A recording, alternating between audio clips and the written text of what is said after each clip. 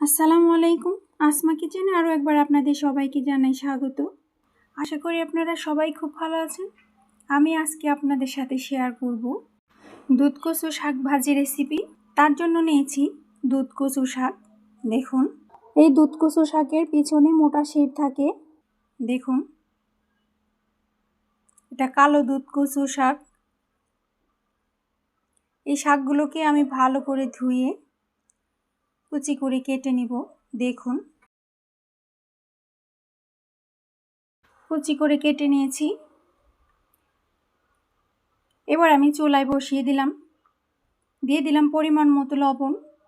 অল্প পরিমাণ পানি দিয়ে আমি শাকগুলোকে সিদ্ধ করে নিব। আমি ঢাকনা দিয়ে ঢেকে দিলাম। কিছুক্ষণ পর আমি ঢাকনাটা তুলে নিলাম। দেখুন, নরম হয়ে গেছে। এবার রসুন, পেঁয়াজ, কাঁচামরিচ কেটে রেখেছিলাম, দিয়ে দিলাম, নেড়ে নিচ্ছি। শাক সিদ্ধ করার সময় এই রসুন, পেঁয়াজ, কাঁচামরিচ দিলে শাকটা ভাজি খেতে খুবই ভালো লাগে। আবারও ঢেকে দিব, এতে করে পানিটা শুকিয়ে যাবে, আরও শাকগুলো ভালোভাবে সিদ্ধ হবে। আমি কিছুক্ষণ পর ঢাকনাটা তুলে নিলাম। কাঠের চামচ দিয়ে আমি কচু শাকগুলোকে ভালো করে ছেঁচে নিচ্ছি। এতে করে শাক ভাজিটা খেতে খুবই ভালো লাগবে। শাকগুলো সিদ্ধ হয়ে গেছে। এবার নিলাম লোহার কড়াই, দিয়ে দিলাম সরিষার তেল।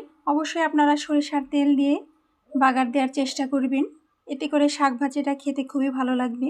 দিয়ে দিলাম শুকনা মরিচ ফোড়ন, নেড়ে নিচ্ছি। মরিচগুলোকে এমনভাবে ভাজতে হবে যেন বিচিগুলো মচমচে হয়ে যায়, এতে করে খেতে খুবই ভালো লাগবে। এবার দিয়ে দিলাম কালো জিরা ফোড়ন, এতে করে শাকগুলো খেতে খুবই ভালো লাগবে। নেড়ে নিচ্ছি। কালো জিরা ফোড়ন দিলে এই শাকের সাথে খেতে দারুণ লাগে। অবশ্যই আপনারা এই কালো জিরা ফোড়ন দিয়ে এই কচু শাকটা ভাজি করার চেষ্টা করবেন। এবার দিয়ে দিলাম রসুন কুচি, পেঁয়াজ কুচি, ভালো করে ভেজে নিচ্ছি। ব্রাউন কালার করে ভেজে নিতে হবে। আরও একটু সরিষার তেল দিয়ে দিলাম, এতে করে কচু শাক ভাজিটা খেতে খুবই ভালো লাগবে। আমি নেড়ে নিচ্ছি। এ পর্যায়ে দিয়ে দিলাম সিদ্ধ করে রাখা দুধ কচু শাক, নেড়ে নিচ্ছি। আমার এই ভিডিওটি ফলো করে অবশ্যই আপনারা বাসায় এই শাক ভাজি করে খাবেন, আর আমাকে কমেন্ট করে জানাবেন খেতে কেমন হয়েছে। এই দুধ কচু শাক স্বাস্থ্যের জন্য খুবই ভালো, খেতে দারুণ লাগে। রক্ত শূন্যতা থাকলে রক্তের ঘাটতি পূরণ করে। শাকগুলো ভাজা হয়ে গেছে, এবার সার্ভ করে নিব।